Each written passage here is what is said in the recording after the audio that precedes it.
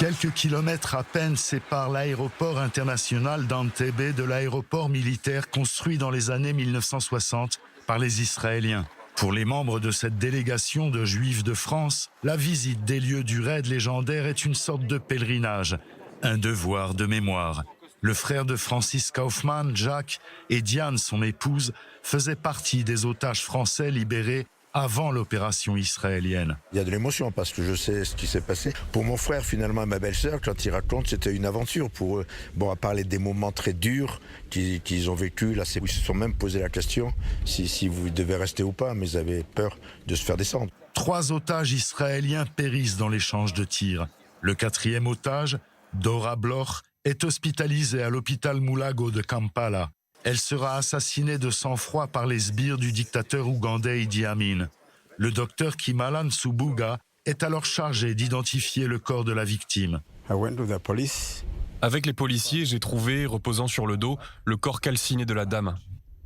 Ils l'avaient arrosé au pétrole. Je dis alors aux policiers, vous avez brûlé le corps pour étouffer l'affaire.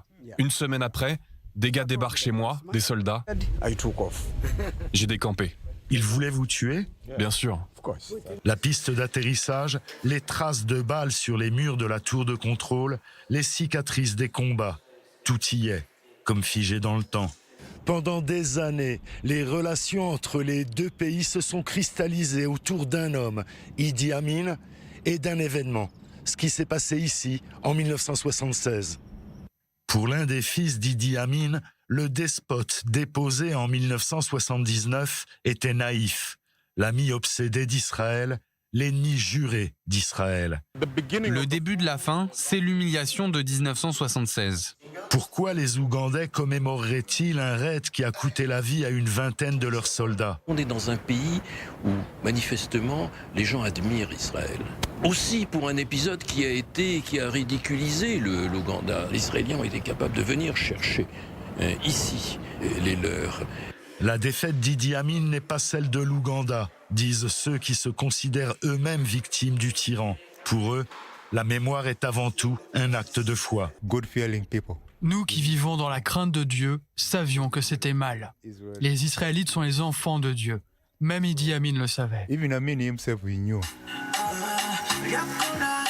En bordure du lac Victoria, l'aéroplage d'Entebbe est une aire de divertissement plutôt insolite. Des carcasses de MiGs ougandais détruits au sol lors du raid jonchent les lieux.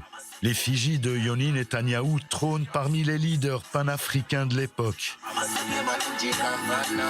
L'ambiance est à la fête. Non loin de là, les représentants de la délégation déposent une gerbe de fleurs au pied de la tour de contrôle, s'y recueillent. Un dernier salut en hommage aux victimes, un dernier baiser sur ce mur de la mémoire, d'une mémoire partagée.